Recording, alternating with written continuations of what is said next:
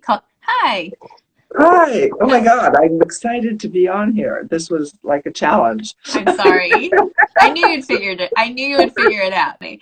Your Yeah. book was so good. I loved it. I couldn't believe your life story and your parents' life story and the context you set for talking about how you ended up raising your own three daughters and the loss. I mean, it was really great because it was much more memoir in it than I expected. I thought it would be a straight parenting book, but no. Oh, good. I'm so glad you liked it. Thank you so much. Yes. Um, Maybe if you wouldn't mind, you could tell people what it's really about, and what inspired you to write the book, which I know you admit at the end as to how it happened, but tell everybody. Yeah. What inspired me to write the book was that I had a lot of people that were asking me, what did I do to my daughters? And how did they all end up like that? It's really funny. Some people were like, what did you feed them? So no, I could not believe it. And it actually got to be a joke in the family. It's like, oh, were those people calling you because they want to know how you did it? And then it got a little even more intense. People were like, what are you doing in your class? Why does everybody want to take your class? Are you giving out pizza every day or what's going on? And so then I decided, well, I would write a book to answer the questions. And that's what I did. And it took me about a year and a half, maybe almost 2 years to write the book because I first of all had to figure out what I did, because it's innate. You don't, you're acting from your gut, and so that's why I wrote the book. And my goal was really to try to help parents be the best they could be. And what was interesting to me is I've gotten a lot of positive feedback. I mean, the majority on Amazon, I have 4.5 stars, which oh, thank you so much to all those people that have done that. So your three daughters, just explain who they are and their roles in the world, because it's really amazing that all three of them are in the same family, let alone all the same mom and everything. Yeah. So my three daughters, my oldest daughter is Susan, and she's the CEO of YouTube. And my second daughter is Janet, and she's an epidemiologist and a pediatrician at UCSF Medical Center. And so epidemiology is like really in these days, like what's going Yep. to happen, right? And my third daughter, Anne, is a CEO and founder of 23andMe, the personal genetics company. And what I'm really excited about that she's doing is, well, they're all great kids, but she is looking at whether or not there isn't some kind of a genetic component to how we react to COVID-19. And so, if there is a genetic component, what can we do to prevent an adverse reaction? And I was like, Anne, hurry up. We need you to do this really fast Yeah. because we all want to know, like, who's going to get it and, what are some of the problems? So, those are my three daughters, and I'm really proud of them, of If course. you could just tell Anne to hurry that up because I'm really ready to get out of the house. I've had enough. No, your trick system, TRICK. Yes. Run through it really fast because those are like your five principles of parenting that you've identified.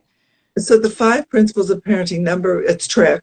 Number one, the first one starts trust. You want to trust your child to do things. That's really important. And it's because when you trust them, they trust themselves. They're like, oh, I must be really good. My mom and dad said I can do it. The next one's respect. They come up with a lot of wacky ideas, as we all know, a lot. You have four kids, right? Under Yeah. 12, But some of those ideas are actually pretty good. So if you can respect their ideas and at least listen, oh my God, that makes such a big difference. And then the third one's independence. So that is related to trust and respect. You give them as much independence. You collaborate instead of dictating and giving them all these rules. You have to do this and so forth.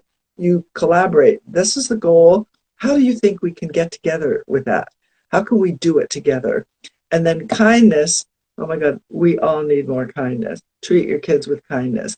And the whole world needs more kindness. And this trick philosophy works for everything: the workplace, school, your parenting, and your relationships. We all need to treat each other with more kindness and compassion now, especially in this era of COVID-19, with so many people having so many disruptions in their lives. Oh yeah. So And true. I'm trying to teach all my grandchildren, what can we do to help people that don't have the things they need, donations, you know, soup kitchens, whatever, all these different things that we can still do to help out. And fortunately, here in California, I don't know if you read the news today, I did not. California, I did not. yeah, we flattened the curve. We're actually an exemplar here in the United States. And so we might be able to like open up sooner than other people. And Wow. our emergency rooms are empty. Our hospitals are just even less than what they normally do. So I wish that for the whole country, Okay, you now know. I see why people think you're bragging. Yes, that's perhaps, yes, well, that is, but it's true. My God, I don't want to say something that's not true, but I'm that kidding, might be. but yes. Um, so one of the things in the trust category that you talk about, which I thought was so great because it just like it could have been a story between my mother and me, but it was between you and Susan when you were babysitting the grandkids. I don't know what you call that, grandparenting. Yeah. And you let like how old are they? 4 and 5 year old just like go roam around Target for a while you dealt with one of the other kids, and she was like, "Mom, what did you do that? How could you do that?" Well, so if we went together at Target, like the kids and me, so I would let them, wander around within a couple of aisles. But this story was actually, I was two 9-year-olds. They were 9 year nine-year-olds. olds. Okay, sorry. Yeah. And so they wanted to go buy school supplies. And I was like, who is the most expert on what school supplies they need? Well, they are, of course, right? So why should I go with them? So I just dropped them off at Target. I was like, call me on your cell phone as soon as you're done and you know what you need. You buy it and I'll show up with a credit card. In the meantime, my daughter Susan called. She's like, so how's the back to school shopping going, Mom? I was like, well, I dropped them off at Target. I'll let you know in half an hour or so. And she just had this fit. And well, first there was this big silence on the phone. And then she's like, you did what? You left them alone at Target? And so I was like, hey, Susan, last time I checked Target, it looked pretty safe to me.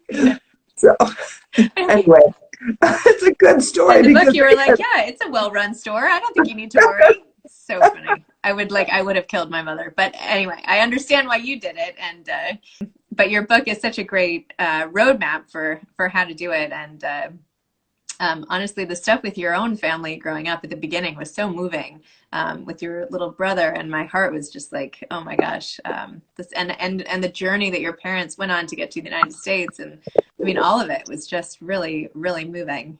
yeah. Oh, well, thank you. Yeah, was pretty stressful, but everybody has stress in their lives. And one of my axioms and one of the things I talk about, especially with my kids and now with this COVID-19, is we can't control what's happening in our environment, but we can control how we react to that environment.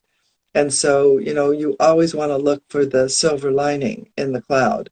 I know that sounds really tough, and you're all stuck at home, but okay, perhaps this is an opportunity for us to spend more time with our family and, opportunity for us to say things and share things that we wouldn't have had before. Now I also have an opportunity to cook more. My husband is so happy with that. He's like, oh, so what are we having for dinner tonight?